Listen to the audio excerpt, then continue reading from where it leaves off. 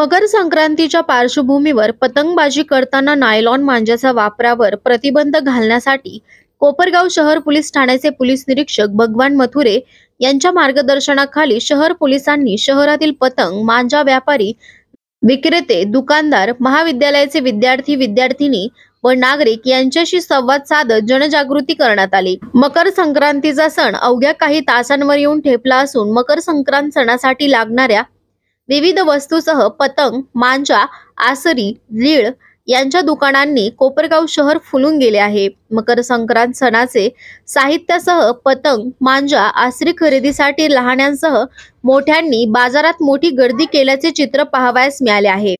मकर संक्रांत म्हटले की पतंगबाजी आलीच, पतंग उडवण्यास सुरुवात झाली। जसजशी संक्रांत जवळ येते तसतसा पतंग उडवण्याचा ज्वर वाढताना दिसून येतो। मात्र या पतंगबाजीत जीवघेणा नायलॉन मांजाचा वापर होत असल्याने मकर संक्रांतीला एक प्रकारचे ग्रहण गालबोट लागत आहे। मनुष्यासह प्राणी, पक्षी यांच्या जीविताला चायना किंवा नायलॉन मांजा धोकादायक आहे। आजवर अनेक मनुष्य आणि प्राणी, पक्ष्यांचे जीव या मांजामुळे गेले आहेत, तर काही कायमचे जायबंदी झालेले आहेत। हे सर्वजण जाणून आहेत, तरीही या मांजाचा अनेक जण वापर करताना दिसून येत आहेत। नायलॉन मांजाचा वापर करू नये यासाठी प्रशासन प्रयत्न करत आहेत।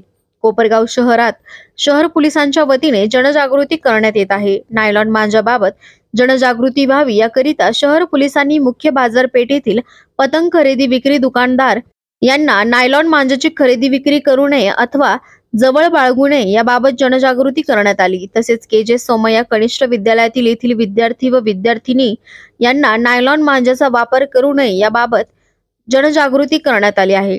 तसेच पोलीस स्टेशनच्या वतीने व सोशल मीडियाच्या माध्यमातून नायलॉन मांजा वापर, विक्री व खरेदी होऊ नये याकरिता जनजागृती करण्यात येत आहे। कोपरगाव शहरात नायलॉन मांजा विकणे व विकत घेणे कायद्याने गुन्हा आहे अशा आशयाचा संदेश देणारे फलक पतंग स्टॉलवर लावत जनजागृती करण्याचे काम सलमान मांजा सेंटर यांनी केले आहे।